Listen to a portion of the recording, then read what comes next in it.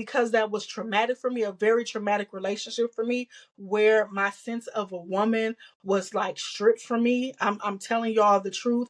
Uh, I'm still in therapy behind that relationship now. And though I healed from it and though I know my worth, which is why Woman of Worth was created, because I don't ever want you to forget your worth as a woman and forget what you were created to be and how awesome you are, that God had to create you to complete his man. Okay? So I don't want you to ever forgive that. That's why Woman of Worth was created.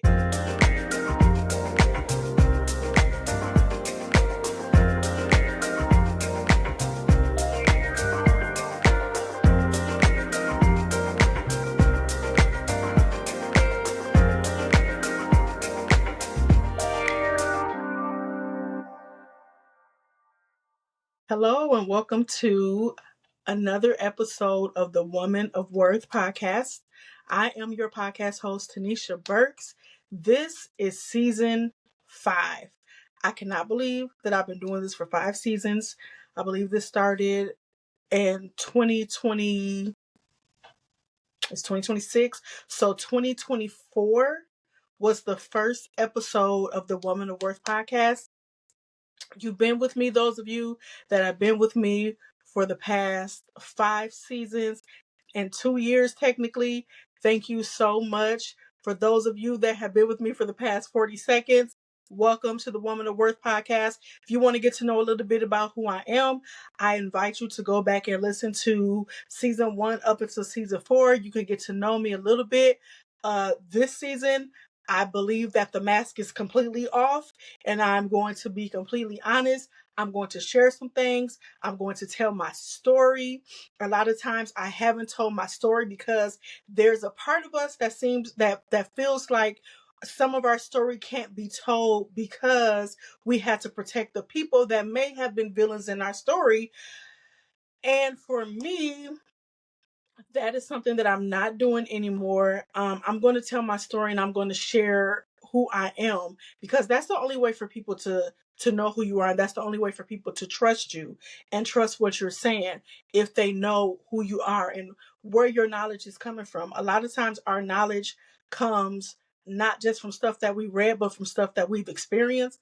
While I will protect names, uh, I have to tell my story. I am obligated to tell my story because I've been through some things. God delivered and healed me from some things, and he didn't take me through the things that he took me through just for me to sit on it and not tell anybody else that you can overcome and get through some things.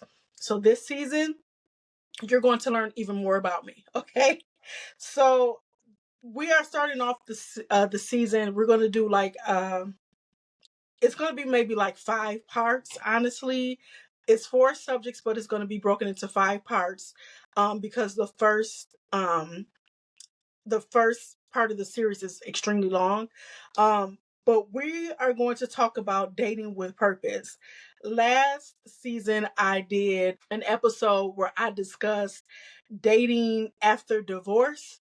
And y'all, I learned so much, even though I mean, I wasn't a serial dater as I encouraged everybody to do, but just the things that I've experienced, I learned so much about dating with purpose. And especially when you know that you are created to be a wife. I have desired to be a wife since I was 12. My god sister would tell you, at one time she told me, you want to be married more than you want to breathe. And I think in the past episode when I told you guys that, I told you once I got married, I wanted to run more than I wanted to breathe. But that all happens when you don't marry the right person. And I have learned that there is no such thing as God bringing a spouse to you, or how should I say it? God does not pick your spouse. Because how foolish would I be to say that God picked the spouse that I had before? No shade, not at all. But just, I don't think that that's what God would have chosen for me. Honestly, great person, great heart.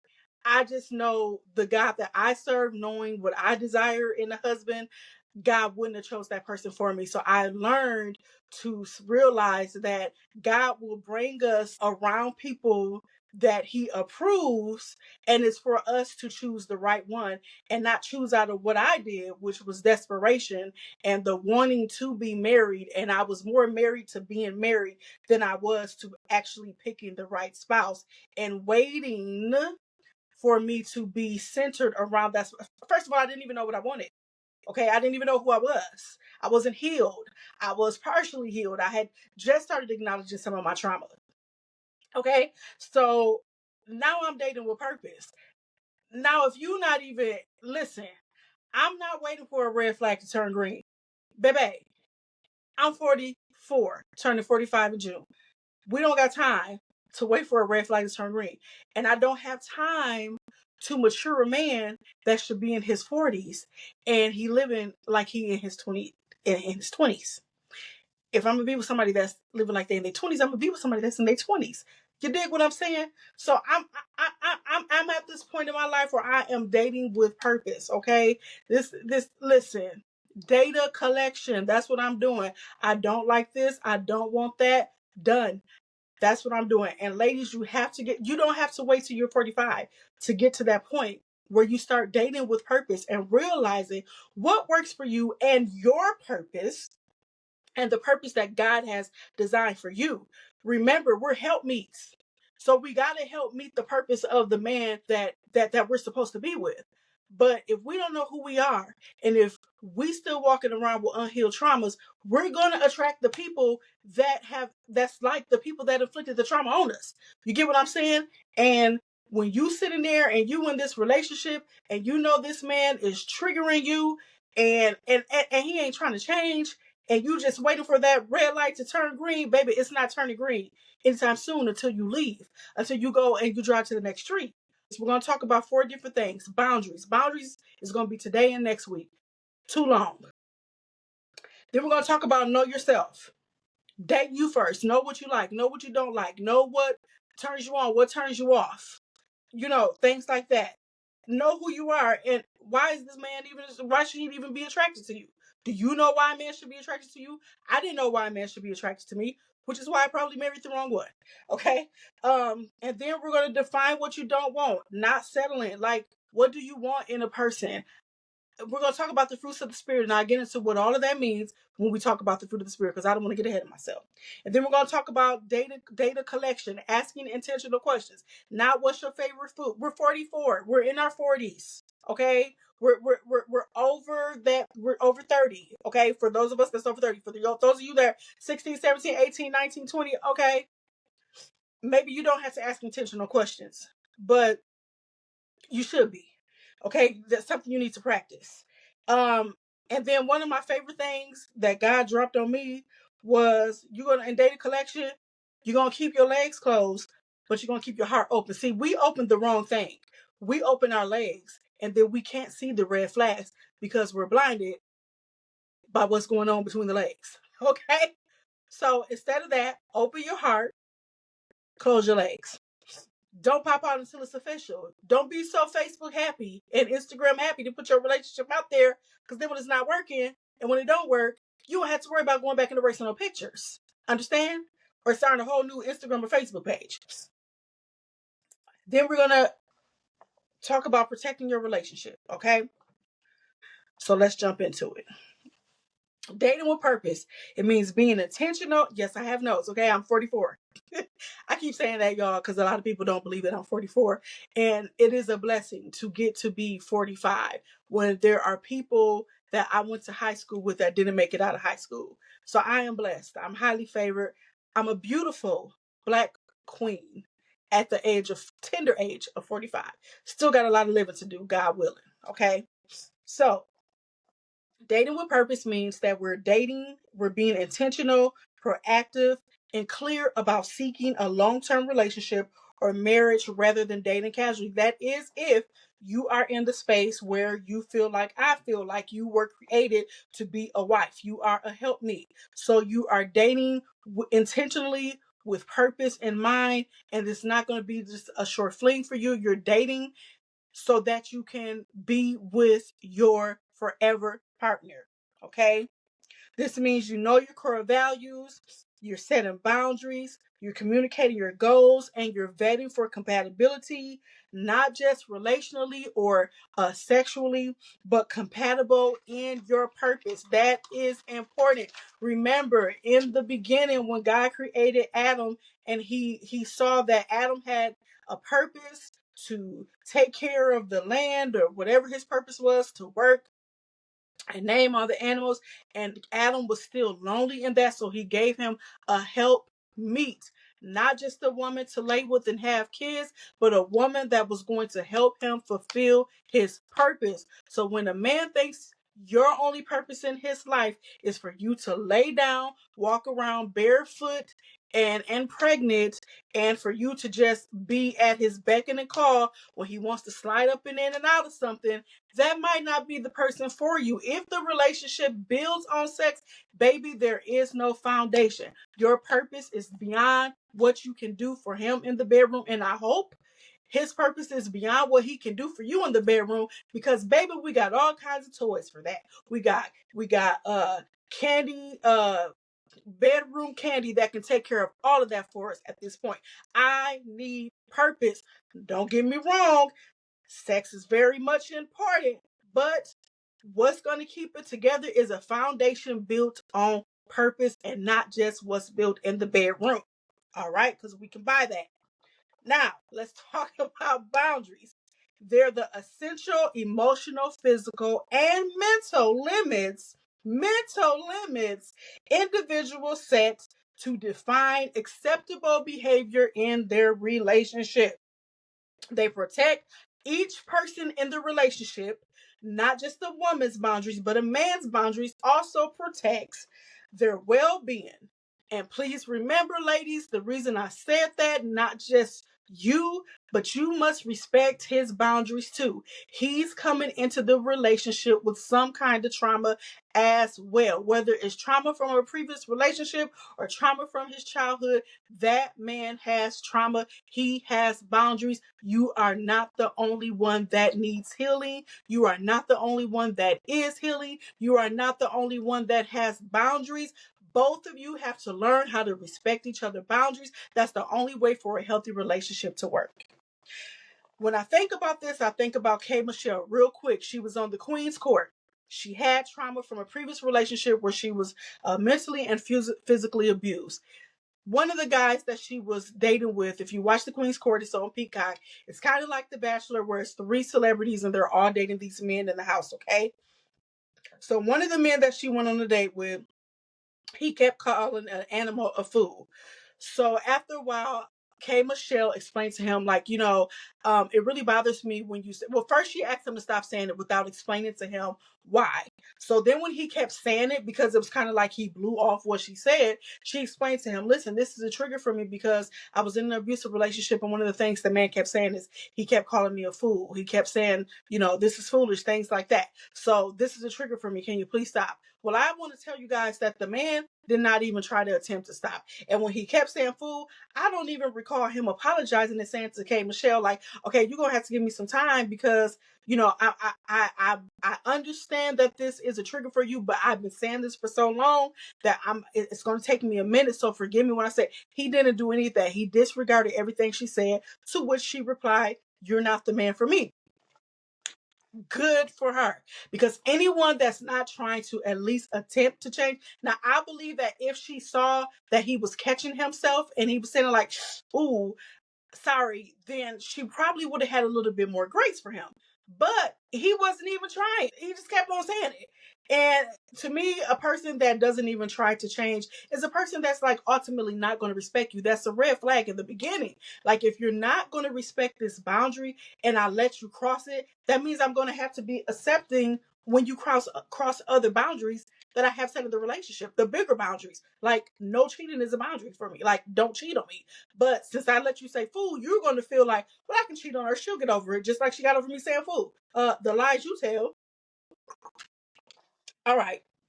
So sometimes, or most of the time, our boundaries can stem from trauma or past relationship lessons. Like, the trauma that a person may have may not always come from childhood trauma. A lot of us expect that when a person has trauma and triggers, it's coming from their childhood. While this is true, sometimes some people can have a wonderful childhood, but it's certain relationships that they experience in their adult life that made them have certain trauma. There's certain traumas that we can experience in romantic relationships that lead, like K. Michelle, that lead us to say, I definitely don't want this in the next one because that was traumatic for me. Okay. Um, let me get into me. I'm gonna talk about me, and this is one of my uncovers the truth, and I think that it will help a lot of women. Um, one of the things for me, I was in a relationship with a man who was bisexual. I don't really know. I'm saying it's bisexual, but I really think it was mostly he is gay. Okay. Um, I'm saying bisexual because that's what I'm hoping that you wouldn't put a woman, an innocent woman who's choosing to love you despite your past or in spite of your past, whatever the word is. I will hope that you wouldn't purposely put a woman through that type of traumatic relationship where you are dealing with something that that woman feels in her inner being and inner part, that that's something that she can't compete with. In reality, a woman shouldn't have to compete with anyone when she's with you. You shouldn't, as a woman, have to compete with another woman, and you for dang sure shouldn't have to compete with another man. And so when you're with a man who's clearly attracted to other men and not really women, there's this sense of unworthiness that you begin to feel because you feel like you're not even worthy enough to satisfy this man, to the point where if he is bisexual, um he doesn't even desire another man when he's with you. You get what I'm saying? So there's this feeling like I'm not pleasing. I'm not I'm not worthy. I just you, listen, you start to feel so empty and alone, and it's not your fault.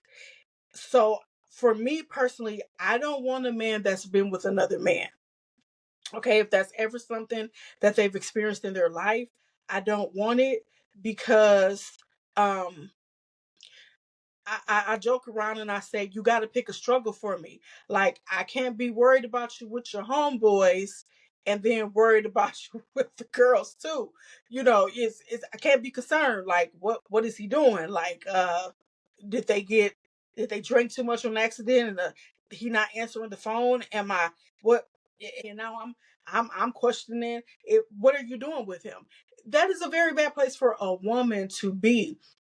And I feel like in the church especially, there are a lot of men who feel like because their family doesn't accept their sexuality, that they they have to be with a woman, and then they traumatize this woman in the relationship because that's not really what they want. And the woman is just there to be a cover for the family. I think there's a saying where they're called oh uh lavender relationships or lavender marriages, where you know the person is sexually attracted to another sex or bisexual and you're okay with that. Listen, I did that. The thing about lavender relationships is it's voluntary on both parts. I, for the sake of myself, say that the relationship I was in, it was not voluntary. My children told me it was voluntary because you knew the past before you got with this person. And while this is true, I cannot be the judge of someone saying that God has delivered them from something. That's not my place to ever say that God hasn't delivered anybody from anything. Because the God I know to serve, the God I know to be the true and living God, can heal and deliver from anything. But unfortunately for me, because that was traumatic for me, a very traumatic relationship for me, where my sense of a woman was like stripped from me. I'm telling y'all the truth. Uh, I'm still in therapy behind that relationship now. Okay. And though I healed from it and though I know my worth, which is why Woman of Worth was created, because I don't ever want you to forget your worth as a woman and forget what you were created to be and how awesome you are, that God had to create you to complete his man. Okay. So I don't want you to ever forgive that. That's why Woman of Worth was created. And I know there's another woman that's watching this and you're in that relationship now and you're probably in that marriage. And if you feel that, I don't want you to listen to what the people at the church are saying. You do not have to stay in a relationship where the man has made it quite clear and obvious that he does not desire you and he does not want you. You do not have to stay in that relationship. You do not have to stay in that depression. And I know this is going to get a lot of negative reviews for me saying that because the church doesn't believe in divorce.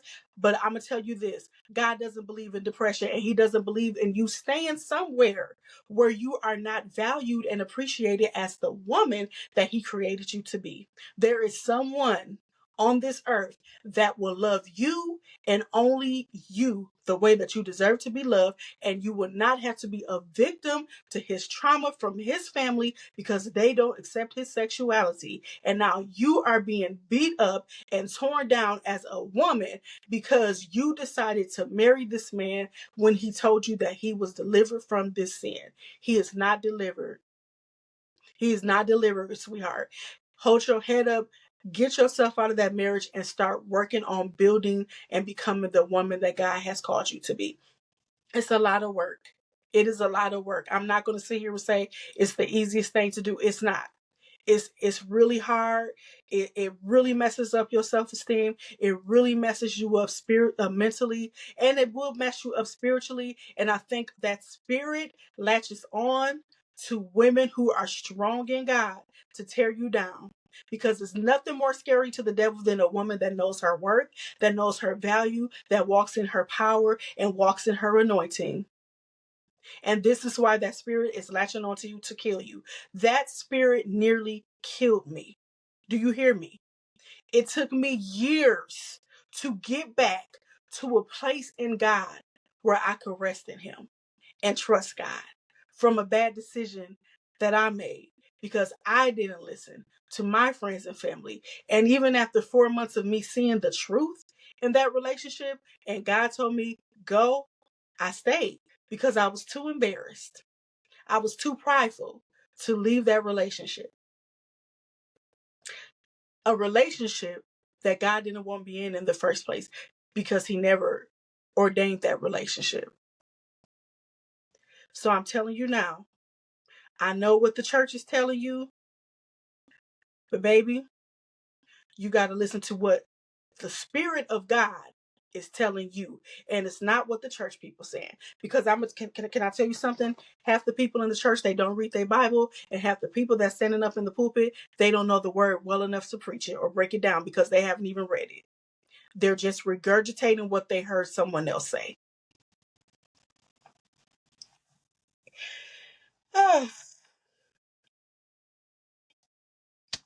All right. Let's talk about the types of boundaries. One is a physical boundary.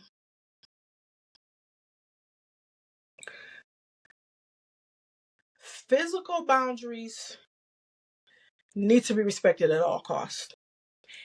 And anybody that does not respect your request for a physical boundary is someone that does not deserve to be in your life. Physical boundaries definitely come from trauma. Most of the time, a sexual trauma.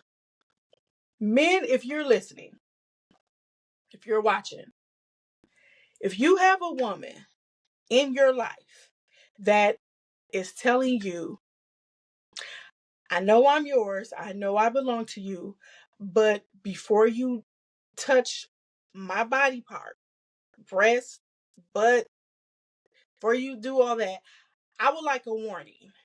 I would like a gentle touch somewhere else before you think it's okay for you to grab or yank my bra or panties off. Okay? That is a boundary that is stemming from some type of trauma. where she was touched inappropriately without her permission. So this is her way of garnering back control of her body and her personal space, which she deserves. We deserve for our body to be respected as the temple of God that it is. This is the place where his spirit dwells.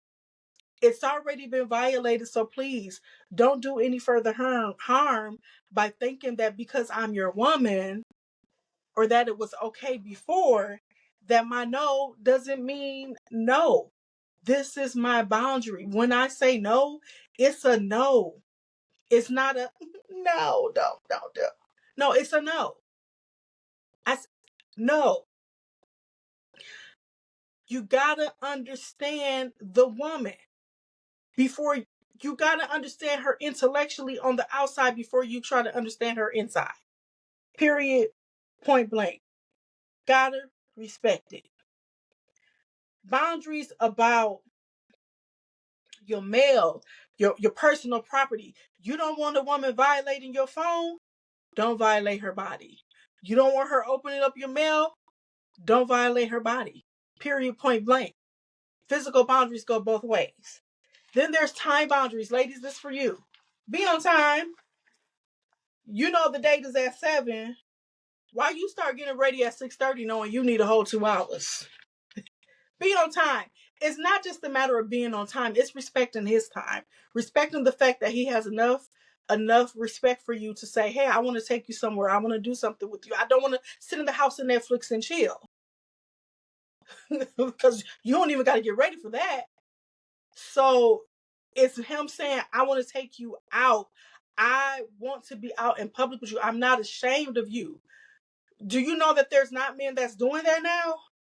Their idea of a date is literally either the dark movies where nobody can see you, or literally we Netflixing and chilling.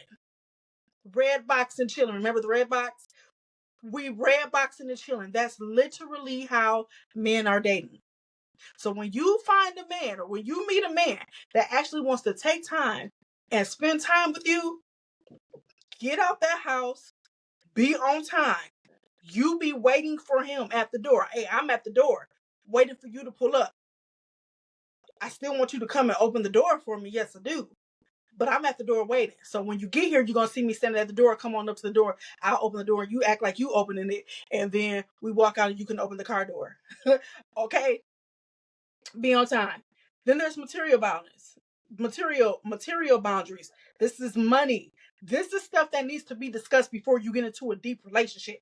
Your money and spending habits need to be addressed before you get married.